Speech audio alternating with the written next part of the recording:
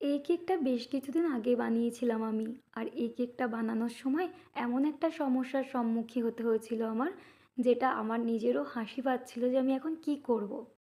আমি তাই ভয়ে, ভয়ে কাস্টমারকে জিজ্ঞেস করলাম যে, "আমার কাছে তো কেক বোর্ড শেষ, তো এখন কি করা যাবে?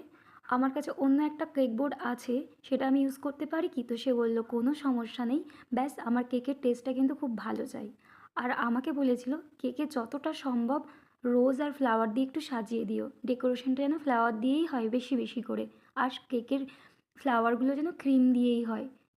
সেই মতো আমি ট্রাই করেছি। আর খুব একটা বেশি কালার আমিও পছন্দ করি না। তাই যতটা সম্ভব অল্প কালার ইউজ করে সিম্পল আর সুন্দর একটা লুক ক্রিয়েট করার চেষ্টা করেছি। এইভাবে আমি কালার ইউজ করেছি যাতে কালারটা অনেক কম লাগে।